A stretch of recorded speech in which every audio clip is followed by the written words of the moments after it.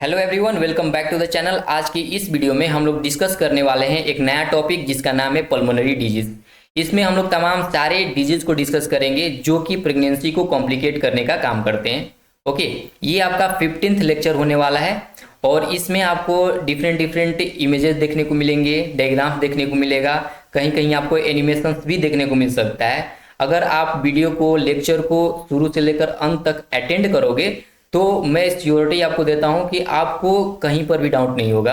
अगर कहीं पर भी डाउट हुए, कहीं पर भी आपको कंफ्यूजन हुए तो आप कमेंट में पूछ सकते हो। ओके, तो चलिए आगे बढ़ते हैं और सबसे पहले हम लोग बात करेंगे हाईलाइट कि हमें किन किन चीज़ों को स्टडी करना है। तो इसमें हम लोग स्टडी करेंगे definition of pulmonary disease, normal respiratory changes क्या होते हैं, कॉजेज क्या होता है, क्लिनिकल फीचर्स क्या होते हैं, डायग्नोसिस क्या होता है, कॉम्प्लिकेशंस क्या क्या हो सकते हैं, मेडिकल मैनेजमेंट क्या होता है, नर्सिंग मैनेजमेंट क्या होता है, कॉम्प्लिकेशंस क्या क्या हो सकते हैं, प्रिवेंशन एंड हेल्थ एजुकेशन, तमाम सारे पॉइंट्स को हम लोग इसमें कवर करने वाले हैं।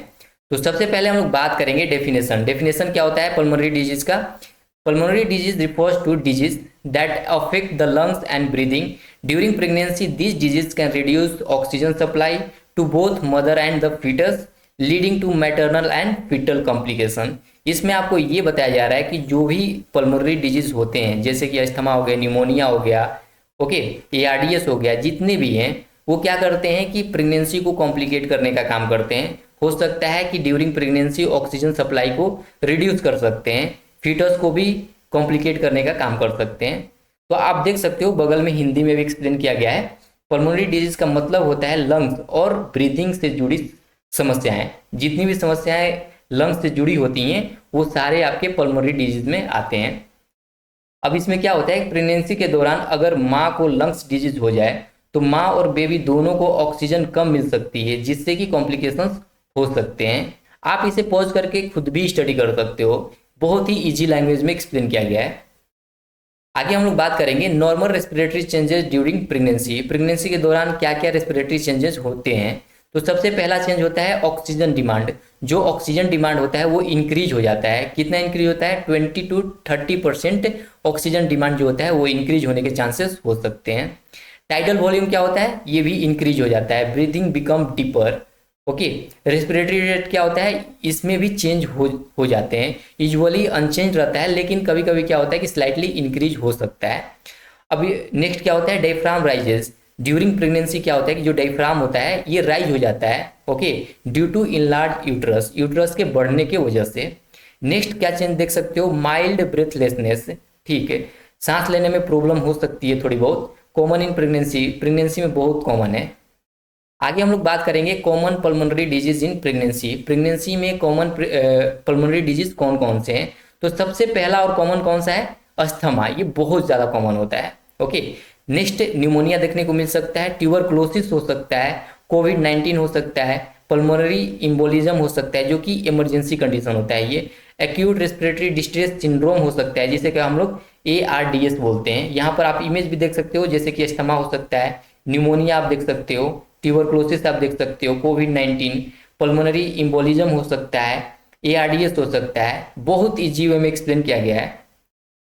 नेक्स्ट हम लोग बात करेंगे कॉजेस, कारण क्या हो सकता है? तो प्रीवियस लंग डिजीज हो सकता है। अगर मान लीजिए कि माँ को पहले से ही अगर कोई लंग डिजीज है तो हो सकता है कॉम्प्लिकेशंस होने के चांसेस बढ़ जाते हैं। और स्मोकिंग, अगर माँ स्मोक कर रही है तो भी हो सकता है कि प्रेगनेंसी कॉम्प्लिकेट हो जाए।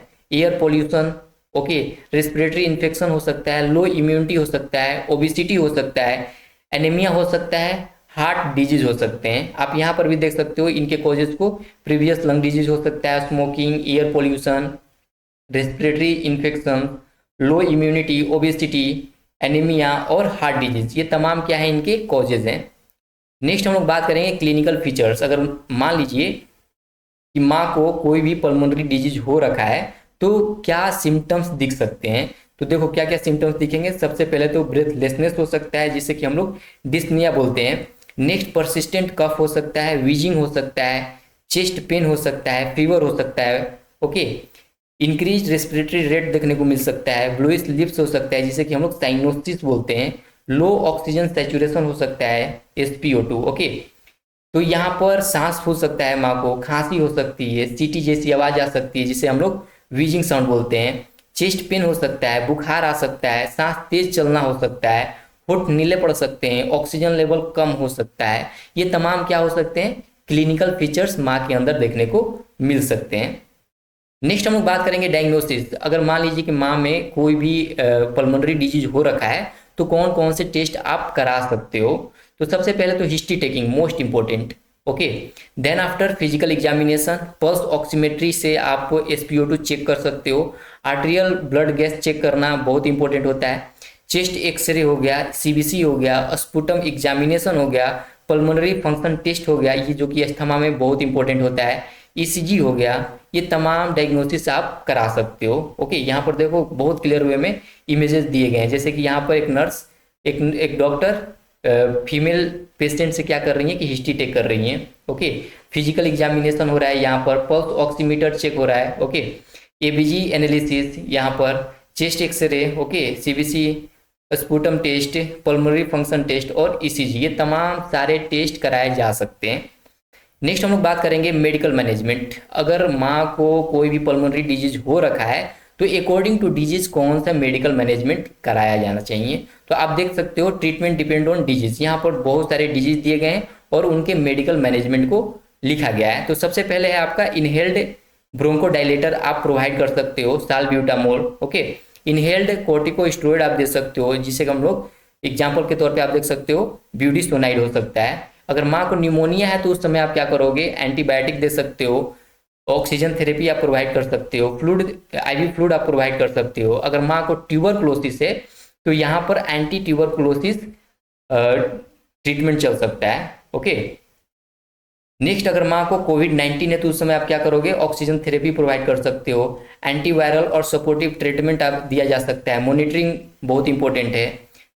पल्मोनरी इम्बोलिज्म में क्या कर सकते हो, ऑक्सीजन थेरेपी, एंटीकोगुलेंट्स ड्रग आप दे सकते हो, जैसे कि हिपैरिन हो गया, इमरजेंसी केयर आप प्रोवाइड कर सकते हो। तो ये तमाम क्या है, मेडिकल मैनेजमेंट है।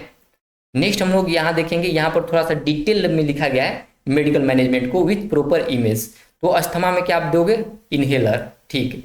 निमोनिया में आप क्या दोगे, एंटीबायोटिक्स, ओके। TB में एंटी ट्यूबरक्लोसिस मेडिसिन चलता है इसमें।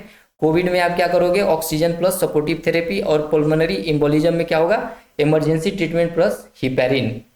ये तमाम ट्रीटमेंट चलते हैं। नेक्स्ट हम लोग बात करेंगे नर्सिंग मैनेजमेंट, जो कि आपके लिए बहुत इंपॉर्टेंट है एग्जाम पॉइंट ऑफ व्यू से। तो इसमें दो चीज़ हम लोग स्टडी करेंगे। सबसे पहले तो असेसमेंट में क्या करोगे आप, monitor vital signs, check respiratory rate, monitor SpO2, assess foetal movement and foetal heart rate. Nursing care में आप क्या करोगे, सेमी फॉलोअर पोजीशन प्रोवाइड करोगे, administer oxygen as prescribed, give medicine on time, encourage deep breathing exercise, maintain hydration, prevent infection, monitor maternal and foetal condition. I hope ये सारे points बहुत छोटे छोटे पॉइंट्स हैं और बहुत ही इजी पॉइंट्स हैं। आगे हम लोग देखेंगे कॉम्प्लिकेशंस क्या हो सकता है, माँ में क्या कॉम्प्लिकेशन देखने को मिल सकता है और फिटल में क्या कॉम्प्लिकेशन देखने को मिल सकता है। तो सबसे पहले तो मैटरनल देखेंगे, रेस्पिरेटरी फेलियर हो सकता है, सीवियर हाइपोक्सिया हो सकता है, ICU एडमिशन हो सकता है, डेथ भी हो सकता है। और फीटल में क्या देखने को मिलेगा, फीटल हाइपोक्सिया हो सकता है, इंट्रायूटेराइन ग्रोथ रेस्ट्रिक्शन हो सकता है, प्री टर्म बर्थ हो सकता है, लो बर्थ वेट हो सकता है, फीटल डिस्ट्रेस हो सकता है, स्टिल बर्थ हो सकता है। ये सीवियर केसेस होता है, ओके। तो ये तमाम कॉम्प्लिकेशंस हो सकते हैं। आप यहाँ पर थोड़ा सा इमेज व्यू में आप देख सकते हो, जैसे माघ में क्या हो सकता है, सांस बंद होने का रिस्क हो सकता है, ICU एडमिशन हो सकता है, ऑक्सीजन की कमी हो सकती है। ये कॉम्प्लिकेशंस ही हैं, थोड़ा इमेज वे में दिखाया गया है। बेबी में क्या हो सकता है, ऑक्सीजन का कमी हो सकता है, ग्रोथ कम हो सकता है, टाइम से पहले ही डिलीवरी हो सकता है, लो बर्थ वेट हो सकता है, फीटल डिस्ट्रेस हो सकता है। ये तमाम कॉम्प्लिकेशंस देखने को मिल सकते हैं। नेक्स्ट हम लोग बात करेंगे प्रिवेंशन। अगर मान लीजिए कि माँ में कोई भी पल्मोनरी डिजीज हो रखा है तो आप प्रिवेंट कैसे करोगे, बचाओगे कैसे। तो regular ANC checkup most important है। स्मोकिंग को स्टॉप कराओगे, मतलब कि उन्हें आप एडवाइस दोगे, हेल्थ एजुकेशन दोगे ताकि वो स्मोक न करे अगर कर रही हैं तो। एवॉइड पोल्यूशन को एवॉइड करना है, पोल्यूशन से दूर रखना है। वैक्सीनेशन आप करा सकते हो एज रिकमेंडेड, अगर डॉक्टर ने एडवाइस दिया है वैक्सीनेशन के लिए तो वैक्सीनेशन इंपॉर्टेंट है। ट्रीट इन्फेक्शन अर्ली, इन्फेक्शन को जितना जल्दी हो सके उतना जल्दी ट्रीट करो आप। बैलेंस डाइट लेने के लिए आप प्रोवोक कर सकते हो। आप ज़्यादा से ज़्यादा कोशिश करना है कि माँ बैलेंस्ड डाइट ले।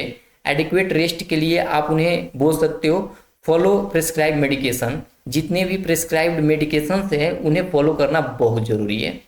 तो आप देख सकते हो यहाँ पर इमेज के थ्रू भी बताया गया है कि रेगुलर एएनसी चेकअप होना जरूरी है, stop smoking, avoid pollution, vaccination कराना जरूरी है, treat infection early, balance diet लेना जरूरी है, adequate rest most important and follow prescribed medicine. Next हम लोग बात करेंगे और ये लास्ट स्लाइड होने वाला है हेल्थ एजुकेशन। हेल्थ एजुकेशन में आप क्या करोगे, टीच द मदर। मदर को आपको टीच करना है। किस लिए भैया, तो आप मदर को टीच कर सकते हो कि take medicine regularly, okay, avoid smoking and dust, drink adequate fluids, report breathing difficulty immediately, attend all antenatal visits, practise breathing exercises. ये तमाम चीज़ों को आप एक्सप्लेन कर सकते हो। देखो यहाँ पर बगल में हिंदी में भी एक्सप्लेन किया गया है कि मदर को आप क्या समझाओगे कि वो रेगुलर मेडिसिन ले, धूल और स्मोक से बचे, पानी अच्छा पिए, ठीक, सांस की प्रॉब्लम हो तो तुरंत हॉस्पिटल पहुंचे, एएनसी विजिट मिस न करें और ब्रीदिंग एक्सरसाइज डेली करते रहें। आई होप कि ये लेक्चर आपको काफ़ी इजी वे में समझ में आया होगा। अगर कोई भी कन्फ्यूजन, कोई भी डाउट या कोई भी क्वेरी हो तो आप कमेंट में जरूर लिखना। अगर आपका कोई भी नया सुझाव हो तो भी आप कमेंट में जरूर लिखना। आपको वीडियो कैसा लगा आप कमेंट में जरूर बताना। अगर आपको वीडियो पसंद आए तो लाइक जरूर करना, अपने दोस्तों के साथ शेयर जरूर करना आप। थैंक यू, फिर मिलते हैं नेक्स्ट वीडियो में।